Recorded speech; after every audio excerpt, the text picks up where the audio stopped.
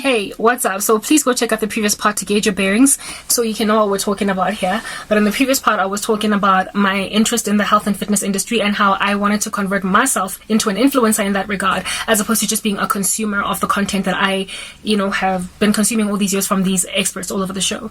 Very well.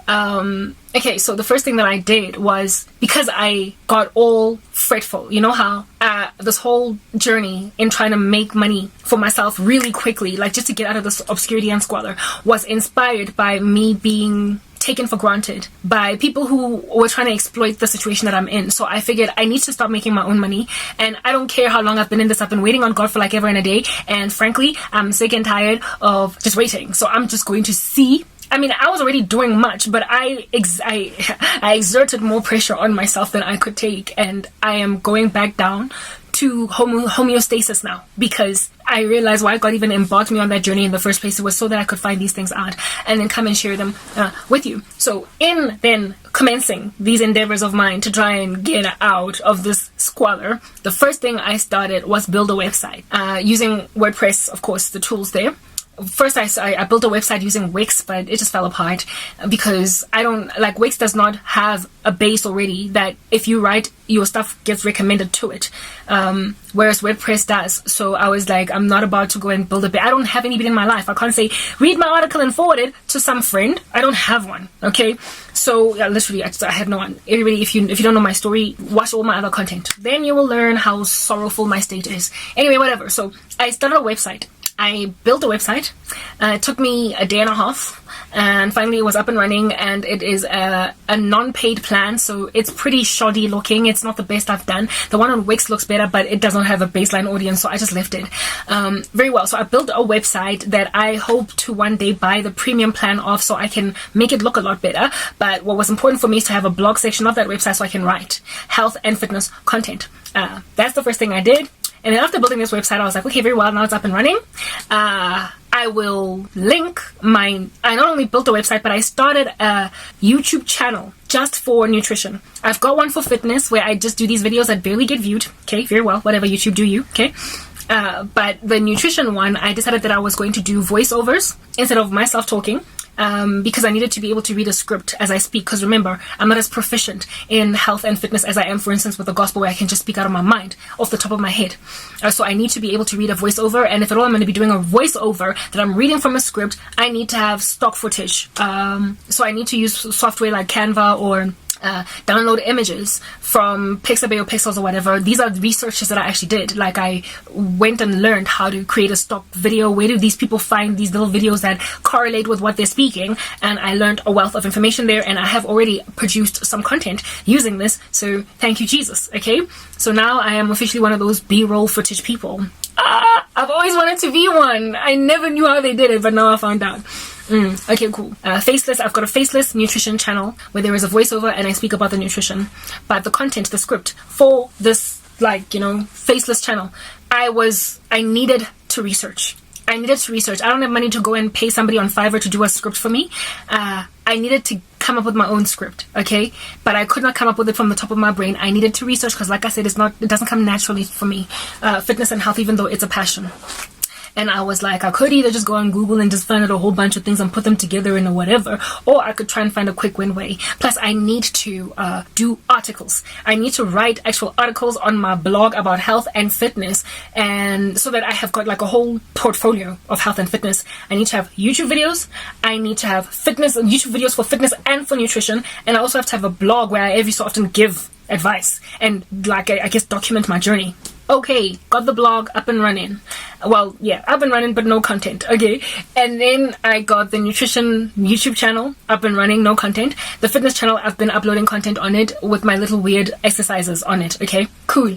So these are the 3 channels. Now, in order for me to put content on, not channels, but portfolios for this avenue of work, in order for me to upload a video on my nutrition channel first, I gotta research. I can't just put rubbish up there, right? And I wanted to be faceless for the reasons I've just highlighted. And on top of that, I'm sick and tired of being targeted for my face, okay?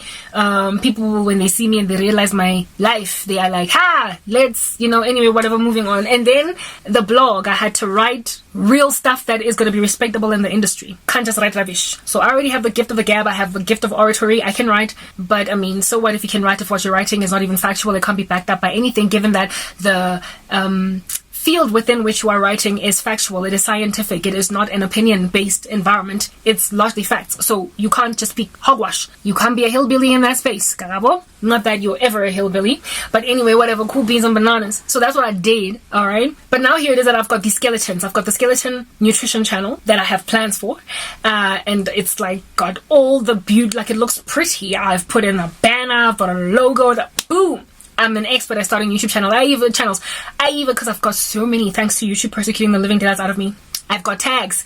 I've put in the tags, the default settings, upload defaults, tags that are always going to be there because it's health and yeah. I put all that in on my YouTube channel, and then on my website. Well, I mean that I had to wait to write an article on. Okay, very well. Okay, yo guys. I then go online to find out ways of making money because I'm trying to see if I can't like really speedily make money. And I know that building a website is going to take 10,000 years, like a following on a website, even if it's got an audience, WordPress, and I also knew that it's going to take me a couple of months at a minimum, maybe 6, to monetize a nutrition channel. And I want money now because I was sick and tired of being afflicted. Anyway, whatever. I so therefore went into this dingy part of YouTube that gives counsel on how to make money. It's not all dingy, but largely it is, okay? And one lady was like, when I was trying to find out how to do a faceless YouTube video, because I wanted to learn how they do these stock videos where these got videos of people moving and that correlate to the speech, I Googled faceless YouTube videos, where to get content, how to do them. And there was this one lady that gave this in-depth tutorial on it. And she was the first person to ever introduce me to ChatGPT. I had seen ChatGPT all over the internet. It's currently just like everybody's talking about it, right? But I don't want to click on it because I didn't care about it, right? Until this lady spoke about it, and she didn't attract me into her message by using ChatGPT, but she attracted me by saying that this is how you create a faceless channel, right? So I went in her, and she just so happened to recommend ChatGPT. So that's why I used it, okay? And this lady was basically giving advice on this faceless video using a software called InVideo that I later came to discover I can't use because it's too expensive, but I would recommend it. I would. It also works on Google Chrome only, which I cannot use because my computer's super slow. I only use Safari, blah, blah. So for a myriad of reasons, I am not using InVideo. However, I do think that it is an excellent software if at all you want to do stock footage because it chooses the images for you, but you're the one that puts in the script. So it's not like you're doing some other person's work. And on top of that, what is this? It's really great if you don't want your own voice to be used, but you want like an AI generated voice, and it also works really excellently in video for those, sleep, psalms for sleep, motivational messages, what Christ has to say about salvation, that run for like 3 hours on a loop. InVideo is excellent for those kinds of videos because all you do is just like literally copy paste the whole Bible or the passage of the Bible that you want into InVideo. It'll then put an AI voice on it, put images that correlate to what's been spoken, and run for 3 hours, and you're good to go. You're set. So you get to basically put the gospel out there. Somebody who's going to narrate this gospel, the scriptures to you, with also like videos on the back end. That's what for me InVideo would be greatly beneficial for, but it's also great because it helps choose you. There are so many millions, like literally millions of stock footages, stock images that you can find on the internet that correlate to what you're saying, and sometimes the best ones are buried so down there that you would have to like scroll in page for like 10, 15, 20 minutes before you can find it, whereas InVideo just automatically populates and helps you find something that you would not have found on your own, on Pixels, on like, Storybook, whatever might be, Storyblock, whatever might be the like stock footage site that you're using, whether or not you're paid or free. Cool. So InVideo is great for people who can use it, but I can't because it's too expensive. It's like amounts to almost 4,000 rands to buy the plan, and I ain't got that kind of money. I'm not trying to play, but Canva, however, does have a South African priced plan where they don't just leave it in dollars. Like, yeah, you gotta love places like those that acknowledge that not all countries can afford to pay things in dollars. So Canva has a South African paid plan price that is affordable, which is like just like $850, just under 809, just under 900. It's acceptable. If at all, you're going to go on Canva Pro. But also another thing that's nice about Canva is that you can stay, you don't have to get the paid plan, but you're going to be very restricted in terms of the images that you get. So I personally am going to get a paid plan, but I'm currently on the 30-day trial period now, and I'm loving what it's done for me so far. It's an excellent software, right? But you have to type in, it doesn't have AI voices. You also have to type in your own script if you want people to see words down there. And with a faceless channel, it really helps to have the words there, because if people look at your face and they read your lips, even if you kind of misquote a word, they are able more or less to put the pieces of the puzzle together. But if you miss a word in a voiceover, you can confuse audiences. And sometimes I feel like I speak so fast sometimes that some words I can just like hover over without really actually articulating them in full. And when there is a word to represent what I just spoke, it helps people understand better. And again, people who can't hear also can read. So it really helps to have script to boost your viewership. It really increases it. And the YouTube automated subtitles software is not that good in catching language nuances and accents. Sometimes it just misses out. So I really like to put in the subtitles myself type thing when I've got stock footage. So for those reasons, Canva is laborious. You have to put in the text yourself. But if you have written it in like a whole Word document or whatever, and you just copy and paste it makes it easier. But if you are trying to create the whole thing from inside Canva, it could take you 10,000 years. But I found ways around that. Anyway, whatever. So that is the whole strategy that I embarked on. I started it, and this lady was giving advice on how to start a faceless channel, and she ran me through in video, but then I made a decision to rather choose Canva. However, the script, getting the script. Remember, I'm trying to do health and fitness content, and I'm not an expert enough to just get stuff from out of my brain. I gotta research. She recommended that we use ChatGPT.